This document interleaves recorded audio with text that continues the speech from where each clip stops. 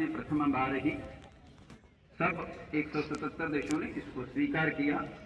आज 190 से अधिक देशों में यह कार्यक्रम हो रहा है और आज समाज की जो अवस्था है, इस अवस्था में हम असंतुलित हैं।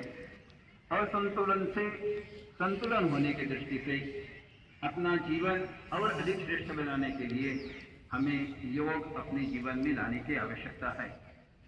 हम शुरू करते हैं शरीर मन बुद्धि से शुरुआत करते हैं कि हम अपना ही शरीर अपने ही मन और बुद्धि के साथ जुड़ने का प्रयास करें। अपना यह जो शहर है वह लखनऊ है। नौ अभी इसी क्षण इसी समय जो जीवन में निश्चित रूप से हो, शीत उष्ण सुख दुख, उतनी अधिक मात्रा में अपने जीवन में योग आता रहेगा। यह योग ईश्वर के साथ जुड़ने की प्रक्रिया है और यह ईश्वर समष्टि में है। इसलिए जैसे हमने संकल्प में लिया कि मैं, मेरा परिवार, कुटुंब से हमारा समाज, समाज के साथ राष्ट्र, राष्ट्र के साथ मानवता के साथ जुड़ते हुए ईश्वर के साथ जोड़ने का, नित्य रूप से ईश्वर के साथ जोड़ने का प्रयास करते हैं, तो उतनी अधिक मात्रा में हम यह योग अपने जीवन में लाते हैं।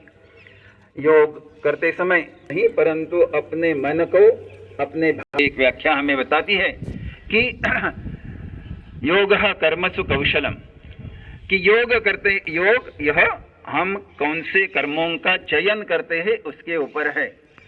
कर्म जो भी चयन करेंगे उसके ऊपर ही उसका फल अवलंबित बढ़ते हैं और इसलिए हम अपने को ही समझे और उस प्रकार से अपने जीवन को और अधिक श्रेष्ठ बनाने का प्रयास करें। यह योग की विशेषता है। स्वामी विवेकानंद अमेरिका में जाते हुए जीवन में ईश्वर का प्रगटीकरण करना यही अपने जीवन का लक्ष्य है।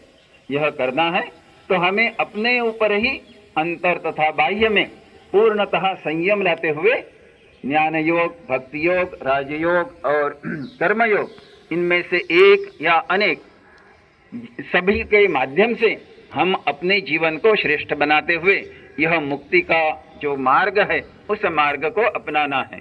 और इसलिए इनको ही अभी नव में रहने का जितना अधिक प्रयास करेंगे, वर्तमान में रखने का जितना अधिक प्रयास करेंगे, उतनी अधिक मात्रा में हम और अधिक श्रेष्ठ बनते रहेंगे। ऐसा श्रेष्ठ बनना है तो ये अपनी जितनी आयु है उतने मिनट अगर हम रोज योग के लिए देते हैं तो वह बहुत महत्वपूर्ण होगा, लाभकारी होगा। हम अगर 15 मिनट आसन के लिए, 10 मिनट प्राणायाम के लिए और 5 मिनट ध्यान के लिए देते हैं और मैं कौन हूँ, मेरा इस ईश्वर के साथ जो संबंध है उस संबंध को बार बार दोहराते हुए जीवन को एक सकारात्मक दृष्टि से देखने का प्रयास करता हूँ, से निश्चित रूप से यह योग अपने जीवन में रहे।